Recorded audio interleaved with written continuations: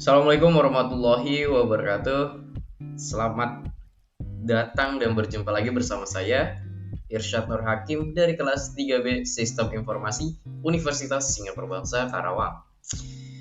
Oke, video kali ini adalah bentuk revisi atau bentuk penambahan dari video yang ke-9 platform dalam waktu yang 100 menit lebih kalau nggak salah. Jadi video ini tuh adalah memberikan penjelasan lebih mendetail ataupun memberikan apa sih ada yang di dalam benar-benar platformnya ataupun benar-benar di dalam aplikasi seperti itu. Jadi bisa disebut video kali ini adalah sedikit ada pengertian tentang platform apa yang saya gunakan, kemudian menjelaskan secara real time di dalamnya itu seperti apa.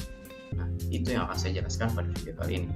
Oke, yang saya akan bahas adalah pada video kali ini adalah financial technology atau bisa disingkat fintech. Oke, kita masuk aja. Apa itu financial technology? Financial technology atau fintech merupakan hasil gabungan antara jasa keuangan dengan teknologi yang akhirnya mengubah model bisnis dari konvensional menjadi moderat, yang awalnya dalam membayar harus bertatap muka dan bawa sejumlah uang kas, kini dapat melakukan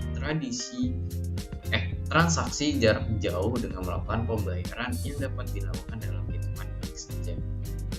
Jadi teman-teman, dengan fintech ini permasalahan dalam bertransaksi jual beli dan pembayaran seperti tidak sempat mencari barang ke tempat perbelanjaan ataupun ke bank ataupun ke ATM ini untuk mentransfer barang, dan keengganan mengunjungi suatu tempat karena pelayanan yang kurang menyenangkan dapat meminimalkan. Dan kata lain, fintech membantu transaksi jual beli dan sistem bayar menjadi efisien dan ekonomis namun tetap efektif.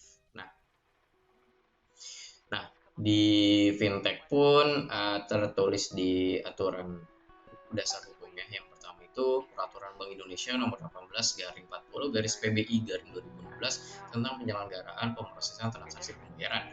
Yang kedua, Surat Edaran Bank Indonesia nomor 18/22/DKSP perihal penyelenggaraan layanan keuangan digital. Yang ketiga, Peraturan Bank Indonesia nomor 18/17/PBI/2012 tentang uang elektronik. Nah, mungkin udah jelas ya, secara hukum pun ada, jadi teman-teman gak perlu ragu tentang seperti hal-hal seperti ada hoax manapun. Oke, apa sih yang saya mau bahas kali ini? Apa sih maksudnya platform atau aplikasi apa sih dari financial technology ini yang saya bawa? Itu adalah Dana, di mana Dana adalah layanan dompet digital yang diselenggarakan oleh PT SPDB Indonesia (OEI), perusahaan rintisan Indonesia yang bergerak di bidang teknologi finansial yang menyediakan infrastruktur pembayaran yang memungkinkan masyarakat Indonesia melakukan pembayaran dan transaksi secara non tunai dan non kartu. Dana dibangun dan dikembangkan di Indonesia dengan dukungan oleh tenaga kreatif dan programmer Indonesia. Aplikasi Dana tersedia di iOS dan Android serta terintegrasi dengan berbagai merchant dan aplikasi outlet ternama sebagai solusi pembayaran digital baik secara online maupun offline. Jadi Dana juga mempunyai hashtag lah, bisa disebut kayak tagar yang dia lagi bangun, yaitu hashtag Dana Sahabat UMKM. Merupakan inisiatif Dana untuk mendukung digital UMKM Indonesia melalui platform Dana Bisnis. Oke. Nah, selanjutnya nih teman-teman, saya akan lanjutin ke yang berikutnya. Pada tampilan ini adalah bisa disebut website Dana resmi. Jadi Dana di sini pun mengeluarkan websitenya. Ya, bisa dilihat. Nah, ini satu dompet bisa semua transaksi. Hashtag bukan dompet biasa. Kirim uang dan isi saldo digital, bayar QRIS pakai saldo Dana atau kartu bank, simpan kartu bank. Nah, di sini juga ada fiturnya gitu loh. Nah, di sini ada kerjasamanya Bank Indonesia, Kominfo. Kemudian ada fitur kayak digital wallet. Kemudian ada sebelah sini tuh ada bank, terus bisa QRIS, save bank, Dana kaget. Oke, lanjut. Nah, juga di sini ada financial service, lifestyle, kemudian ada security. Nah, keamanan apa sih yang diberikan oleh si Dana ini? Dia menyebutkan bahwa dana balance protection, di mana 100 money back guarantee if their transaksi not met by you. Jadi dana ini bisa mengembalikan 100% jika memang bukan kita yang melakukan transaksi gitu. Kemudian bank card safe and secure, only you knows the detail of the bank card. Jadi dana ini menjamin bahwa keamanan kartu bank ini hanya kita yang mengetahui, orang lain tidak bisa.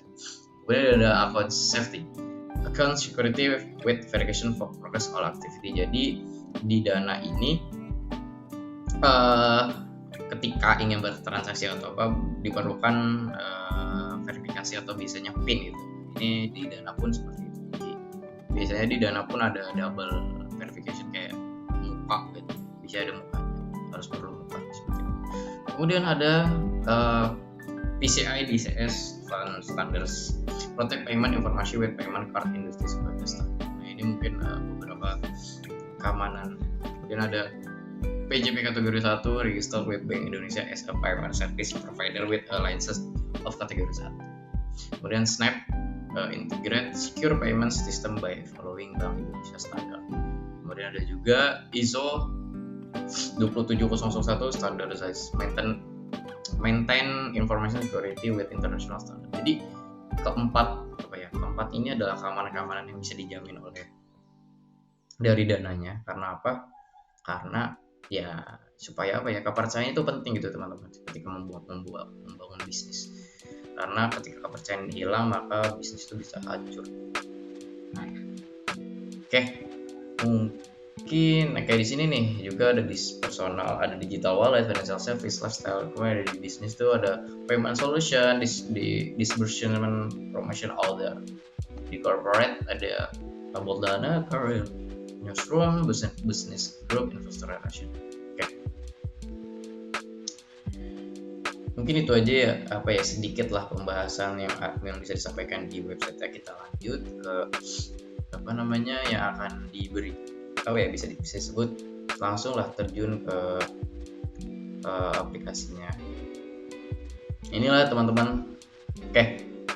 Ini adalah berandanya dari Dana. Bisa lihat teman-teman, mungkin ya saya secara real time di HP bisa dilihat. Nah, mungkin kita bisa lihat dulu di akunnya. Secara jelas itu ada nama saya Irsyad Rafim. Jadi buat teman-teman yang memang belum mempunyai akun, silakan registrasi dan login untuk bisa masuk ke dalamnya. Nah, di situ bisa terlihat bisa terlihat saldo, dana goals, rekening keluarga dan emas. Jadi elektronik emas juga bisa dibeli di sini gitu. Kita ke beranda aja. Apa sih yang bisa kita lakukan ya di Dana. Di situ di atasnya tuh ya yang saya tutupin itu adalah dana saya gitu. Gak banyak. Bisa kita pindahin. Nah, ini tuh bisa scan QR untuk pembayarannya. Jadi nggak perlu ribet-ribet seperti ini, ya kan?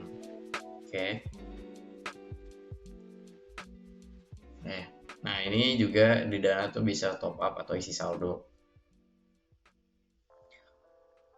Sebentar ya. Nah, di sini Dana tuh menawarkan transfer bank, terus kemudian ke agen terdekat. Jadi bisa dilihat bank-bank apa saja yang bisa. Nah, lumayan banyak. Jadi teman-teman yang merasa gue nggak bisa top up, padahal bisa nih di BCA. Di Sibank pun bank digital bisa top up-nya. Nah, ini agen terdekat bisa di Indomaret, Alfa, Lawson dan macam-macam. Ada lainnya tuh one click atau debit BCA. Nah, di sini pun kita bisa kirim. Jadi buat teman-teman yang memang ya punya duit lebih atau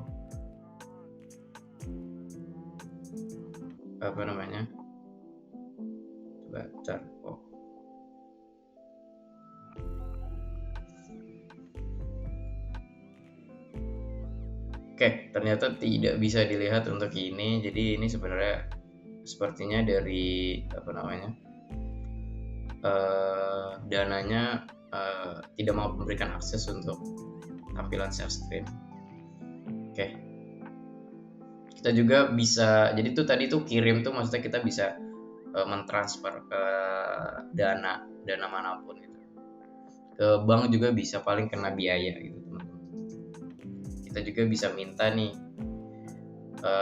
ke teman-teman semua. Jadi nah ini silakan ya teman-teman yang ingin berdonasi ya tinggal scan QR-nya aja. Makasih ya. Nah seperti itu. Terus kita lanjut ya ke fiturnya mungkin. Di fiturnya tuh banyak, kita lihat semuanya aja. Nah, ada kebutuhan harian, transfer, tagihan, layanan pemerintah, hiburan, keuangan, layanan seluler, asuransi pribadi, donasi, transportasi, belanja. Lihatlah betapa banyaknya pilihan gitu yang diberikan oleh Dana. Kita mulai dari kebutuhan harian ya, kita bisa melakukan Dana Deals, loyalty, Office Reward, Nearby, Dana Point, kirim e-wallet, uang elektronik. Nah, yang sering saya gunakan tuh sebenarnya uang elektronik sih. Jadi teman-teman yang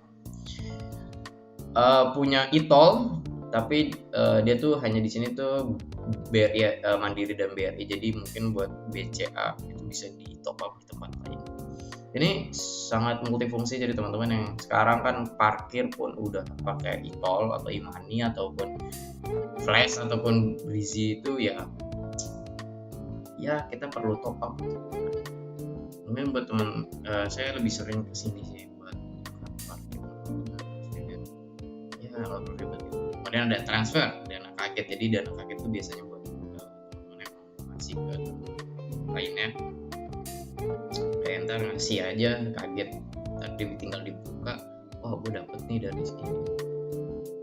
Nah kemudian bisa tarik saldo, bayar patungan, kirim ke chat, kirim ke bank, ya kan bisa ke bank kan. Kita lihat, nah ini bisa ditampilin. Bisa, jadi nanti teman-teman bisa nambahin rekening kayak bank barunya. Coba kita lihat dulu banknya itu apa aja ya. Banyak teman-teman. Sini tuh ya tersedia lumayan lengkap. Jadi nggak perlu khawatir emang dimana teman-teman punya dompet digital tuh Dana. Orang tua yang emang butuh kiriman ya bisa lihat sini. Kemudian ada tagihan, my bills, listrik, air, telkom, PGN gas, internet, atau TV kabel, cicilan, kartu kredit, Samsat, Signal, IPL pendidikan, PLN Tanglis, Etaglis, BPJS ketenagakerjaan. Nah biasanya di tagihan ini saya gunakan ada listrik karena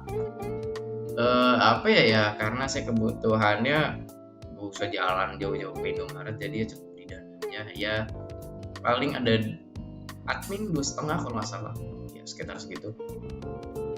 Kemudian ada layanan pemerintah, ada PBB DIY, pajak daerah, retribusi, penerimaan negara, SIM, paspor, SBN, e-tilang. Jadi tapi saya belum menggunakan sih untuk layanan pemerintah, kebetulan belum pernah ditilang juga elektronik. Jadi kemudian di sini juga ada hiburan. Ada hiburan tuh bisa digital voucher, explore wisata, games, Google Play Store, Google One, item digital, mode voucher Google Play, mini games. Kayak di video aja teman-teman yang emang ya orangnya sering main game, ya bisa Google Play bisa Google Play Store beli gamenya dan macam.